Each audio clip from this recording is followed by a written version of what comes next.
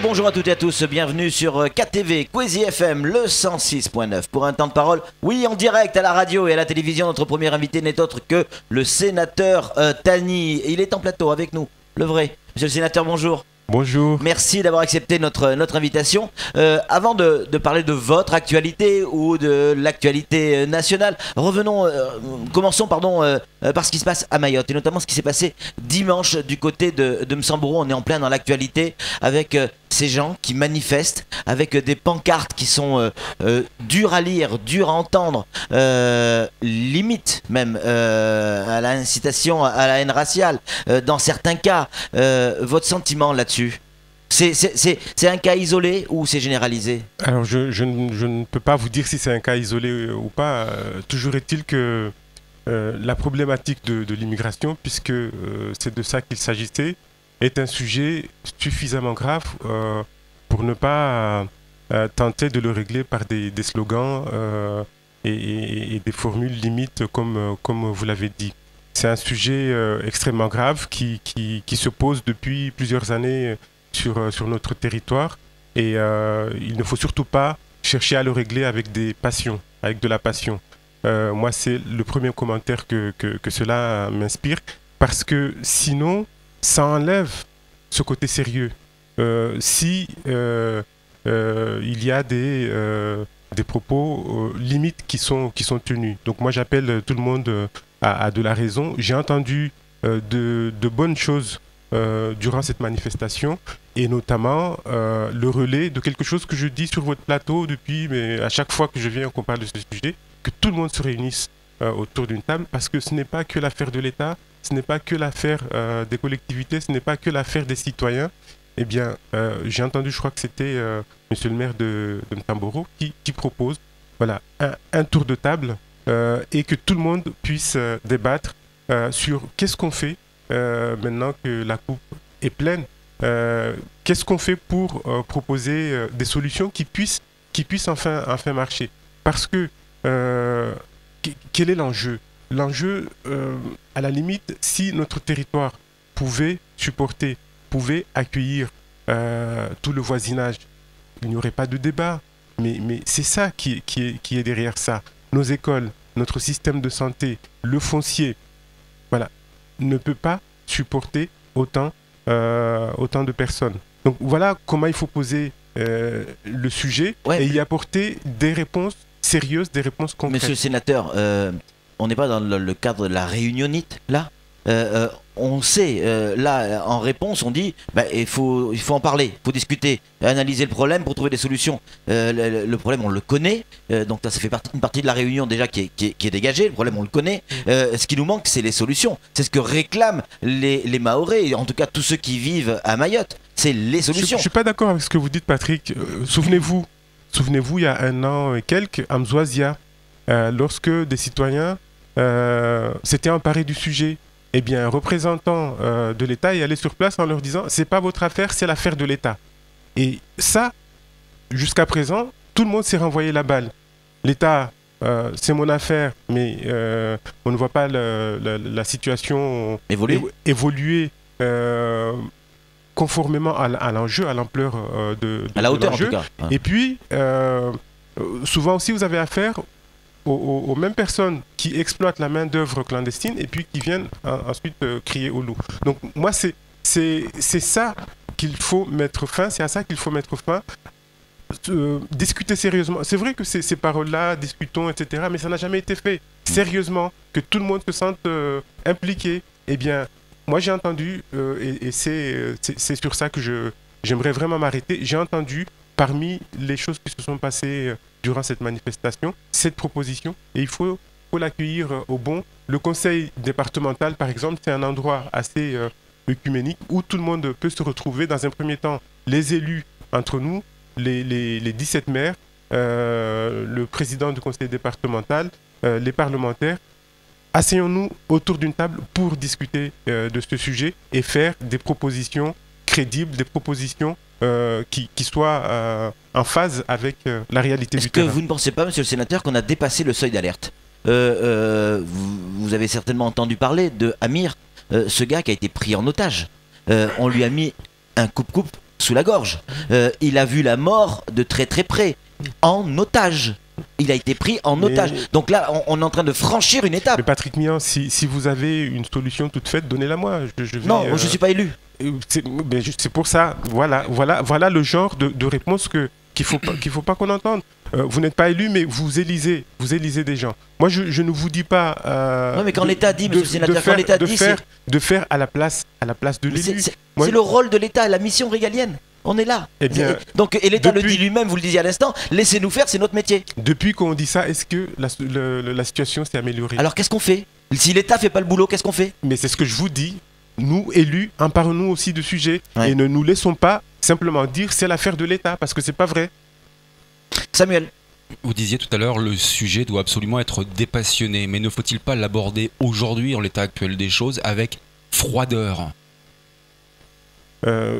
Certainement. En tout cas, faut dépasser les passions, parce qu'on ne fait rien, en tout cas sur un sujet comme ça, avec autant de passion, avec froideur. Ça revient à cette idée, voilà, de mettre le sujet sur la table. J'ai entendu des élus de tous bords dire que c'est un sujet qui transcende les opinions des uns et des autres sur le plan politique. Effectivement, s'il faut l'aborder avec froideur, oui. Mais quand je dis froideur, je veux parler d'attitudes qui appellent des décisions politiques lourdes et difficilement assumables humainement parlant. Ah, mais je pense que vous avez entendu quelques-unes de mes positions, de mes positionnements. Je n'en serais pas venu là si précisément la situation n'avait pas atteint des limites supportables. Mais il faut que, quelles que soient les solutions envisagées, ça soit les solutions de tout le monde et non pas simplement une solution d'un conseiller d'un côté, d'un parlementaire de l'autre. Voilà, notre île est menacée pour les raisons que je viens de vous développer et c'est suffisant pour que là-dessus, tous les élus parlent d'une seule et même voix. Flo, une réaction. Oui, est-ce que vous pensez que la population a encore le temps, vu la situation, d'attendre que les élus se réunissent et commencent à envisager des solutions? Moi, j'aime bien ce genre de questions parce que ça suppose que si je dois répondre par oui, par non, la population n'a pas le temps. Donc ça veut dire qu'on reste comme ça, on ne fait rien. C'est ça? Ça me va. C'est ce que... Non, je sais pas, c'est une question que je pose, oui, justement. Mais moi je vous pose... Il y a une véritable urgence. Mais oui, il y a une véritable urgence. Encore une fois, parce qu'il y a quelqu'un de très malin qui a la solution miracle, qui la souffle à l'oreille de l'État, des élus... Comment on peut faire en sorte de forcer la main à l'État pour assurer sa mission régalienne? Parce que quand vous nous dites il n'y a pas de solution, on n'a pas encore la solution puisque l'État n'a pas trouvé la solution. Donc c'est le problème de tous. Ça, on l'a entendu. Mais si l'État n'arrive pas à protéger 374 km², je peux comprendre que nos concitoyens en métropole aient la trouille. Patrick Milan, l'État fait ce qu'il peut avec les moyens du bord. Est-ce qu'il faut mettre d'autres moyens? J'aimerais pas que cette question très importante soit l'unique sujet d'aujourd'hui, parce qu'encore une fois, les opinions doivent être concertées. Mais je vous rappelle qu'on vient de traverser une période de restriction, de diminution des effectifs. Alors, quand je dis il y a eu ces 16 gendarmes de plus, c'est pas assez. Quand on vous dit qu'il y a eu ces personnels en plus au CRA, une quarantaine d'agents de plus, c'est pas assez. Mais voilà, il y a des choses qui se font. C'est pas assez, mais en attendant, voilà, c'est déjà ça. Je rappelle que ces effectifs, notamment de gendarmes, qui sont venus augmenter ceux de Mayotte, ils ont été dépouillés ailleurs. Imaginez la situation de ces territoires où, alors que les problématiques de l'insécurité sont les mêmes, mais ils ont vu leur effectif diminuer. Donc moi je ne suis là en train de défendre personne. C'est un sujet sérieux, c'est l'affaire de tous. Ce n'est pas que l'affaire de l'État, même si c'est sa mission régalienne. Mais si on continue à se dire ça, eh bien c'est la meilleure façon de ne trouver aucune solution. Dernière question sur le sujet. Ces panneaux qui ont été écrits, diffusés, montrés lors de cette manifestation très dure. L'État, pas de son, pas de lumière là-dessus, pas de réaction de la part ni du préfet, ni du procureur, ni au plus haut niveau du ministère. Alors que quand on voit ça, regardez, si la justice n'arrive pas à nous protéger, nous ferons notre justice nous-mêmes. Enfin, il y a des panneaux très très violents, beaucoup plus violents que celui-là. Hein. C'est ce que je disais tout à l'heure. Il y a eu beaucoup de choses de dites et d'écrites sur le sujet, notamment le rappel que nous sommes en France. Eh bien, en France, dans ce pays des droits de l'homme, dans ce pays, dans cet état de droit, il y a des choses qui ne peuvent pas se dire, qui ne peuvent pas s'écrire. Vous me demandez quelle est la réaction de la justice notamment. Moi, je vous dis, je n'en sais rien, parce que je ne suis pas à la tête de la justice ou impliqué dans cette prise de décision. Oui. Monsieur le sénateur, vous êtes avec qui? Est-ce que vous êtes avec nous ou avec l'État? La question est compliquée. Pourquoi cette question? Parce que les gens ont le sentiment que l'État n'y arrive pas et qu'ils veulent savoir si vous entendez, vous, le cri de la population. J'ai commencé par dire, mais si vous sélectionnez que les dernières paroles, on ne va pas s'en sortir. J'ai commencé par dire, c'est notre affaire à tous, nous les élus qui représentons la population, eh bien, débattons et ne nous laissons pas dire, c'est que l'affaire de l'État. Moi, la question, avec tout le respect que je dois à la personne qui l'a posée, c'est une question qui n'a pas à se poser. Moi, je n'ai pas été élu par l'État. Donc, mais l'État, c'est nous tous. C'est clair. Précisément. L'État, c'est nous. L'État, c'est nous tous.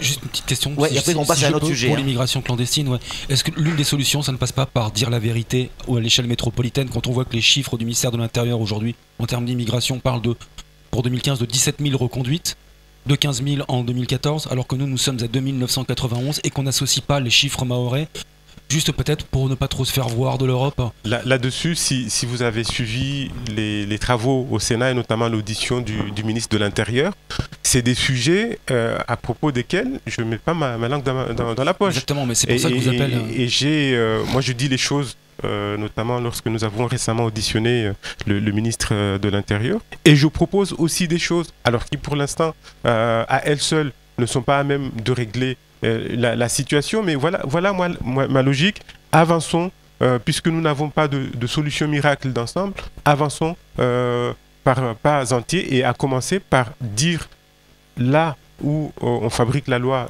devant mes collègues de la commission des lois, leur dire la vérité. Vous vous souvenez aussi, je l'ai vu dans votre article, un article d'hier, que à un moment où le groupe communiste du Sénat voulait faire passer un amendement pour limiter les missions du centre de rétention administrative, je m'y suis fermement opposé et imaginez si déjà que ça ne marche pas terrible, si en plus cet amendement était passé. Donc voilà, moi, encore une fois, moi je ne suis pas du genre à baisser les bras, mais pour l'instant il n'y a eu que des incantations. Moi j'essaie d'agir au concret pour changer les choses. Et c'est pour ça que je vous dis, mais il y a besoin que toutes les forces vives politiques de cette île puissent s'emparer de ce sujet et ne pas se laisser dire tout simplement que c'est le sujet d'un tel ou d'un tel. On parle d'autre chose si vous êtes d'accord, parce que l'actualité elle est aussi dans le social, avec Mayotte qui va pas bien. On l'entend, on le voit, les gens le crient, le manifestent. Est-ce que l'État ou la représentation de l'État n'est pas maladroite en ce moment, au moment où le préfet dit qu'il va essayer d'arranger la sauce, grosso modo, avec les salariés de la Colas qui sont virés, au même moment on signifie une notification donc de licenciement par huissier. Le préfet qui essaye de régler le problème de la prison, au même moment on signifie 24 sanctions envers des surveillants de prison. Est-ce que on n'est pas maladroit dans l'histoire ? Il est vrai qu'actuellement, sur le plan social, les choses ne vont pas très bien. Et moi, à chaque fois que je viens à votre plateau, je me dis des fois, mais est-ce que je ne ferais pas mieux de faire comme quasiment tous les autres, me planquer aussi? Parce que je viens vous bombarder de questions ça serait pas vous. Pertinentes, ça serait pas moi, de questions pertinentes. Il faut dire que je suis aussi un observateur, je suis ces questions-là de très près. Et vous savez, sur le plan social, la question ne se pose pas qu'ici à Mayotte. Encore une fois, mais vous allez me dire que, je me répète, si on ne s'assoit pas autour d'une table pour en discuter, rien n'évoluera. Alors, j'ai entendu les commentaires de tout à l'heure avant de venir ici. Est-ce que telle attitude de telle ou telle autorité n'est pas maladroite? Inviter ces personnes pour leur poser la question. Moi, si j'avais assisté à ces réunions, vous seriez légitime à me poser ces questions. Je ne peux pas répondre à des situations auxquelles je n'étais pas présent. Monsieur le sénateur, votre nom sort dans la presse nationale et notamment dans l'Express, où on parle de vous comme une personne ministrable. Flash Info fait sa une là-dessus. Est-ce que vous avez déjà entendu parler de ça? Est-ce qu'on vous a contacté? Est-ce qu'on vous a approché pour devenir ministre des Outre-mer? C'est difficile de commenter une rumeur. Parce que pour l'instant, c'est au stade de la rumeur, bien évidemment. Comme je l'ai dit à votre confrère qui m'avait appelé, je n'ai pas été contacté dans ce cadre-là. Je l'ai dit aussi que je n'étais pas étonné, non pas du bien fondé de la rumeur, mais je n'étais pas étonné de cette rumeur parce que ce n'est pas la première fois que je l'entends. Moi, déjà, les choses concrètes, j'ai du mal à les commenter. Alors, les rumeurs, excusez-moi, mais je ne peux pas en dire plus. Ok, on va pas demander de commenter une rumeur, mais une vraie question. Si demain, on vous contacte, quelqu'un au niveau de l'État vous contacte et vous appelle en vous disant « Monsieur le sénateur, est-ce que vous seriez d'accord pour prendre le poste de ministre de l'Intérieur, de l'Outre-mer » Qu'est-ce que vous répondrez? Vous répondez quoi à cette question? Est-ce que la situation se pose? Est-ce que Madame, si on vous pose cette question, Madame Georges Paulin-Join est susceptible de succession? Est-ce que alors, ça se refuse ce genre de poste? Bien évidemment, vous connaissez la réponse. Il y a quand même quelque chose qui, dans cette hypothèse, changerait, c'est que un membre du gouvernement, il cesse de travailler exclusivement pour son territoire. Ça, c'est aussi une donnée à entrer en ligne de mire parce que il ne faudrait pas que dans ces hypothèses, dans ces suppositions, les gens puissent penser qu'un ministre travaille exclusivement pour le territoire. Ça serait beau quand même, un ministre mahorais. Ça aurait de l'allure. Hein? Ça aurait de la gueule quand même. L'un des plus beaux, parce que c'est quand même l'un des plus sexy du palais de Luxembourg. L'un des plus intelligents, l'un des plus assidus. Je suis désolé, ça aurait de la gueule au gouvernement quand même. En tout cas, merci beaucoup monsieur le sénateur pour ce temps de parole et d'avoir répondu à nos questions. C'est vrai, avec beaucoup plus de sérieux, que c'est compliqué de venir sur ce plateau, de répondre à ces questions que tout le monde se pose. Non, faut pas faire la politique de l'autruche. Non, faut pas faire comme les autres. Continuez à répondre à nos questions. C'est aussi pour ça que vous avez été élu. Merci, monsieur le sénateur. Allez, c'est tout pour ce temps de parole. Tout de suite, la suite de nos programmes.